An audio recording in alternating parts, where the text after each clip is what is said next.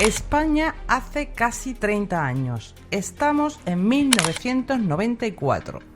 Mónica Naranjo publica su primer disco titulado con su nombre, Mónica Naranjo. Pero aquí en España no triunfó nada.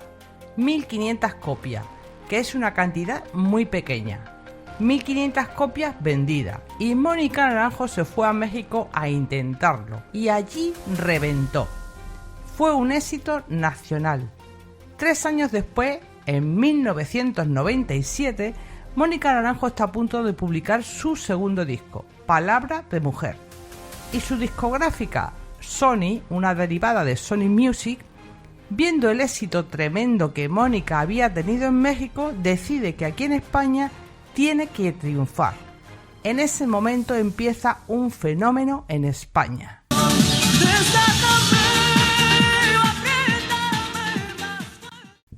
Antes de seguir, quiero deciros que pondré clips de música de Mónica Naranjo. YouTube solo permite 6 segundos. Crucemos dedos para que no lo eliminen, porque estos clips en este vídeo son necesarios y sin ellos la historia no sería la misma. Este guión está inspirado en el libro Apriétame más fuerte de Juan Sanguino, un análisis brillante sobre el disco Palabra de Mujer de Mónica Naranjo, que trata sobre el cambio sociocultural que representó en España. El libro fue publicado en el año 2023, aunque yo lo he descubierto recientemente y me quedé fascinada. Me asombró cómo a través de un disco, Sanguino logra leer una época entera, el deseo, la libertad y la identidad. Yo, que siempre admiré a Mónica Naranjo, nunca lo había pensado así. Por eso, lo que vas a escuchar aquí mezcla partes del libro y partes mías, porque su mirada me inspiró a volver a escuchar ese disco con otros oídos. Un disco que, tal como explica el libro, desató a 1 millón de chonis, maricas, lesbianas y marujas. El libro, además de contar la historia del álbum y de lo difícil que fue sacarlo adelante, porque las radios no lo querían pinchar, porque decían que sonaba histriónico y rompía con la armonía del pop de la época. Es sobre todo un ensayo sociocultural sobre su impacto. Si bien un disco pop no puede provocar un cambio social, sí puede funcionar como catalizador. En este caso hablamos de un álbum que construyó el concepto del mercado y el público gay. Y digo gay porque, como ya sabemos, ellos eran mucho más visibles. El público lésbico, sin embargo, abrazó a Mónica Naranjo tanto más que el masculino, pero como siempre en la discreción. Aún así, los clubs de fans fueron fundados en su mayoría por mujeres lesbianas y todavía hoy los componen las féminas. A ellos se les veía y nosotras hacíamos. Era un momento en el que el colectivo, un término que todavía no se usaba en aquella época, de repente fue, no sé si aceptado por la sociedad española, pero sí tolerado por el sistema. No porque fueran seres humanos que merecían dignidad, sino porque eran consumidores. ¿Y tenían mucho dinero? No tenían hijos, 2 sueldos y podían gastar mucho dinero en ocio.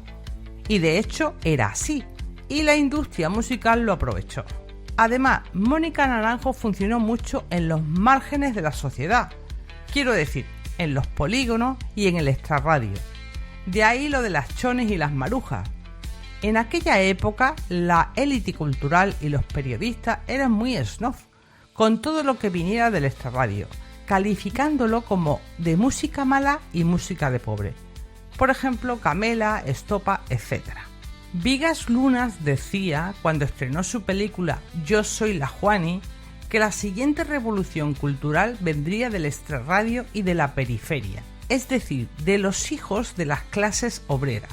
Y Vigas Luna tenía toda la razón, porque ahora vivimos en un momento en que la cultura poligonera ha conquistado las masas, con ejemplos como Rosalía, C. Tangana, Lola Índigo, etc.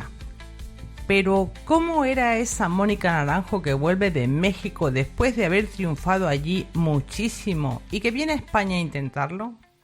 Pues para empezar, era una chica muy joven, tenía tan solo 23 años.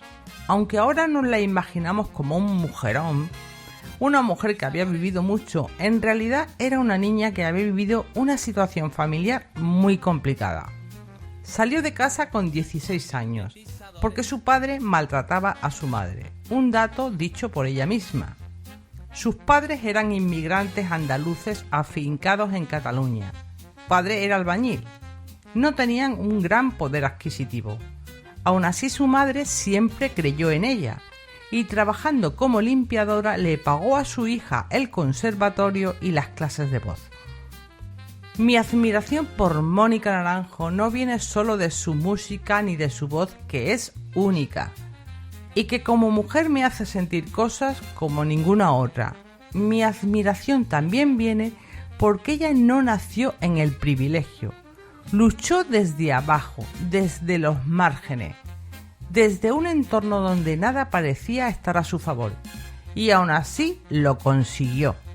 Convertirse en una de las artistas más potentes de este país teniendo ese origen, esa infancia difícil, habla no solo de talento, sino de una fuerza interior enorme.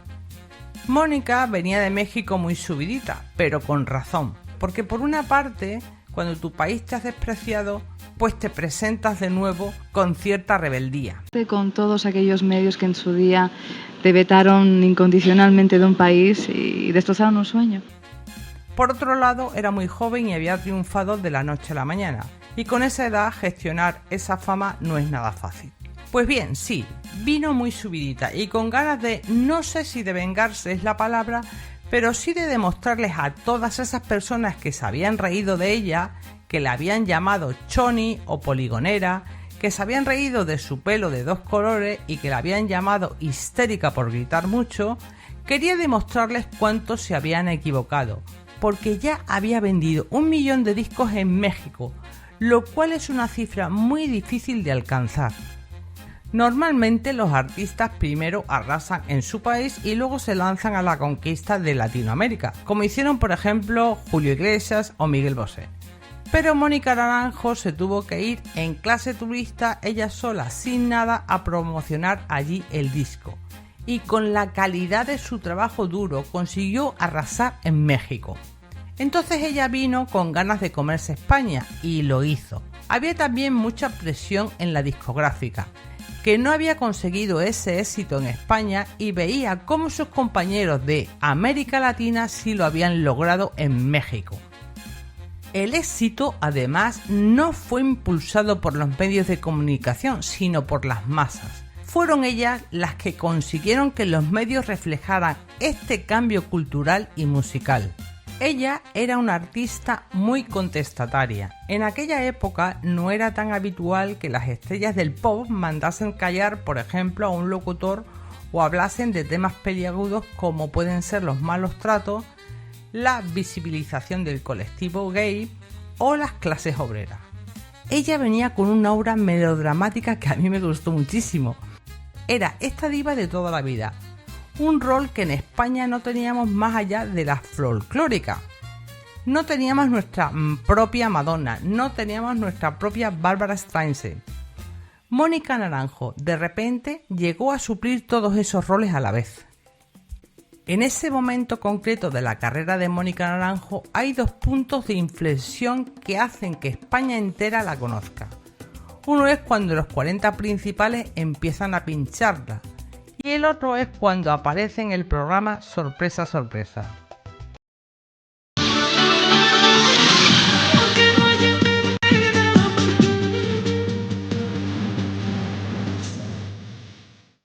Este momento es muy importante porque estamos hablando de un programa que tenía 10 millones de espectadores, en un momento en el que España todavía era un país monocultural, es decir, en el que básicamente todos veíamos lo mismo a la vez. Mónica Naranjo entró de golpe en los hogares españoles.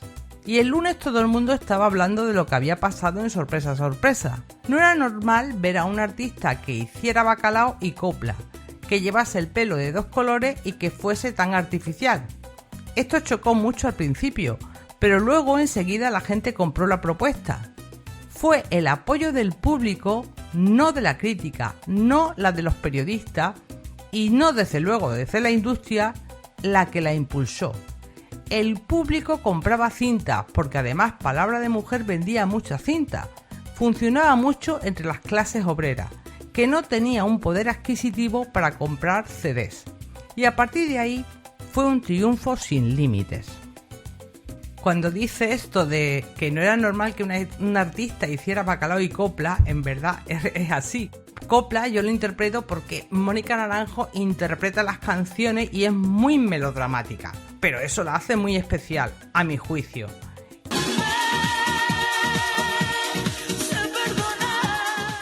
Y luego lo de bacalao sí que no lo entendía, pero cuando he vuelto a escuchar el disco, por ejemplo la canción de Desátame, sin escuchar la voz de ella, si te fijas solamente en lo musical, es verdad que tiene como ritmo de bacalao y suene como a chunda chunda, pero que es una mezcla que te atrapa. De hecho nos atrapó a todos.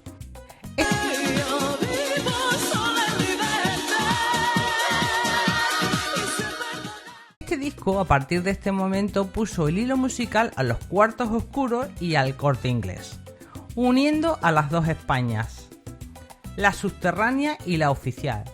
La hizo coexistir realmente.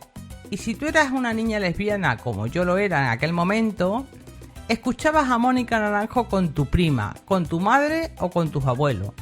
Fue una especie de elemento unificador que todos teníamos en común en aquel momento, porque vendió 1 millón de discos, una cifra que muy pocos álbumes en España han alcanzado. La primera portada que le dieron a Mónica Naranjo en España fue en la revista Shanghai, el único medio de comunicación gay de la época. Además, ella actuó en Shanghai Tea Dance, la primera gran fiesta gay que ocurría en este país. Entonces había un montón de mariquitas haciendo cola por la tarde a plena luz del día. Se rompía así el tópico del hombre homosexual avergonzado que se tapaba la cara. Gracias a esta nueva generación X de chavales que ya no tenían por qué esconderse. Las lesbianas, aún escondidas, nos conformábamos con comprar su disco, escucharlo 1000 veces y verla en sus actuaciones de televisión. ¿Qué le dio Mónica Naranjo al público gay? Pues le dio una razón para vivir.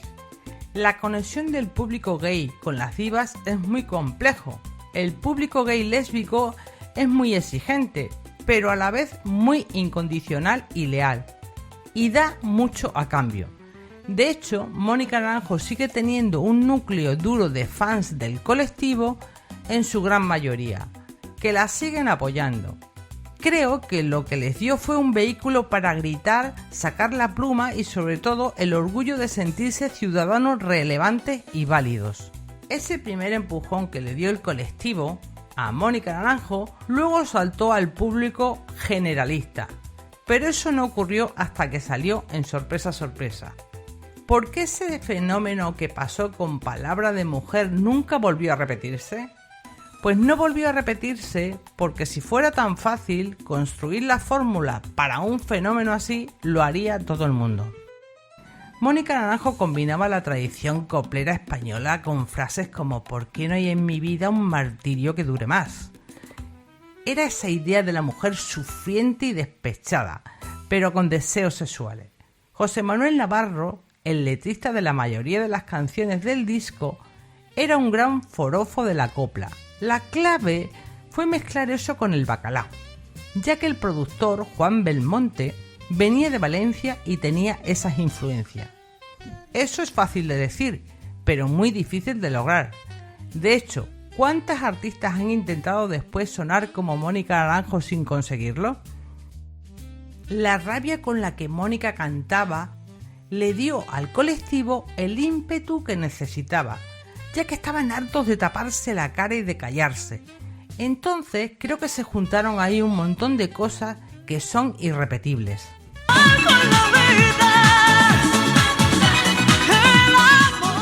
Ella era rabiosamente ambigua en su estilo y apariencia, y esa mezcla entre lo femenino y lo masculino la hacían única. Además era una mujer muy salvaje y muy brusca. Feminista también sin proponérselo. Hablaba abiertamente, por ejemplo, del tema de los malos tratos, cuando todavía en esa época en los medios de comunicación se utilizaba la expresión de crimen pasional. Es un disco muy femenino, hablas mucho de reivindicaciones. Los malos tratos a la mujer están a la orden del día. Porque tú no has tenido una vida nada fácil. ¿Qué te pasa en tu interior? ¿Hay rabia? Hay rabia, impotencia, hay vergüenza. Que es salir de casa con miedo. Sí. Más bien te podría hablar de eso mi madre. Mi madre ha sido la que ha padecido todo esto. También era muy sexual, pero no era como Marta Sánchez. No era sexual para la mirada masculina, sino que era sexual porque buscaba su propio placer. Su atractivo fue universal, gustando tanto a hombres como a mujeres, e incluso yo diría que más a las mujeres heterosexuales, porque representaba a una mujer auténticamente salvaje e indómita, empoderada y segura de sí misma. En España nunca se había visto un referente así. En esa época se oía cantar a Rosana o a Ella baila sola, estilos mucho más sencillos con respecto a la presencia y la estética. Sin embargo, la cultura de barrio también se vio representada en ella. Fue el fenómeno que cambió el pop en España. Creo que ni siquiera quienes disfrutamos de esas canciones nos paramos a pensar en su significado, en el impacto que tuvieron o el consuelo que ofrecieron a mucha gente que no se sentía representada por los artistas pop de la época. Y después llegó Sobreviviré. Han pasado 20 años y esta canción sigue siendo un himno. Logró conectar más allá del público LGTBQ+. En ese momento, Mónica Naranjo era la mayor estrella del pop español junto a Alejandro Sanz. Y conectó con todos los habitantes de España, con todos los seres humanos. Hay algo en esa canción que es un grito de rabia. Es como decir, estoy harta, estoy agotada, estoy cansada de levantarme cada día y de enfrentarme a un mundo tan hostil contra mí. Que de repente tocó una tecla universal. Hay muy pocas canciones a lo largo de la historia, y no hablo solo de España, sino del pop internacional, que conecten con el hipotálamo de los seres humanos de esa manera.